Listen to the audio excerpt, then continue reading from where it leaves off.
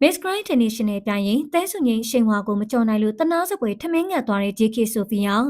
Miss Grand International 2025ပြိုင်ပွဲကြီးရဲ့စောပိုင်းကာလမှာပဲမြန်မာကိုစားပြု JK Sophia တယောက်နိုင်ငံတကာပြည်သက်တွေရဲ့အလဲမှာမျက်နှာငယ်ကြရပြီးထမင်းငတ်တဲ့အဖြစ်နဲ့ကြုံခဲ့ရပါတယ်။ဒီကိစ္စကြောင့် National Director ဖြစ်သူ Maran ဆိုင်တော်ကိုရိုင်းကတော့သူ့ရဲ့တပိန်လေးအတွက်လူသိရှင်ကြားစိတ်မကောင်းဖြစ်ရကြောင်းရှင်းဖွင့်လာခဲ့ပါတယ်။ဖြစ်ပုံကတော့ MGI ဖွဲ့စည်းကကျင်းပတဲ့ Pre-Arrival Top 5 Vote မှာအနိုင်ရတဲ့သူတွေကို CEO ဖြစ်သူ Mr. နဝက်နဲ့ Exclusive Dinner စားခွင့်ပေးရကနေစားတာပါ။မနေ့ကဆိုရင်မြန်မာကိုစားပြုတဲစုငင်းကဒီ Vote မှာအမြဲတမ်း number 1နဲ့ထိတ်ဆုံးကနေ Mr. နဝက်နဲ့ညစာစားခွင့်ကိုအေးစစ်စစ်ရရှိခဲ့ပါတယ်။ဒါပေမဲ့ဒီနေ့မှာတော့အခြေအနေကပြောင်းပြန်ဖြစ်သွားခဲ့ပါတယ်။အရေးချင်းဘက်မှာဘာမှပြောစရာမရှိတဲ့ JK Sophia တယောက်မြန်မာနိုင်ငံကပြည်သက်တွေရဲ့ voting အားပေးမှုကိုလုံးဝမရရှိခဲ့တဲ့အတွက် Top 5ထဲမှာမပါဝင်ခဲ့ပေ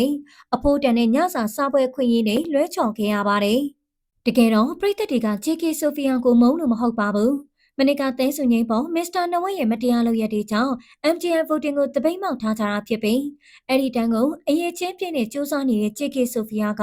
ဂျားတွေကနေခံလာရတာပါ။အရေးချင်းရှိပေမဲ့ပြည်သက်အားပေးမှုမရလို့နိုင်ငံတကာမှာမျက်နှာငယ်နေရတဲ့ JK Sophia အတွက်တော့တကယ်ကိုကန်ဆိုးတဲ့အခြေအနေတစ်ခုလိုပဲဆိုရမှာပဲဖြစ်ပါတယ်။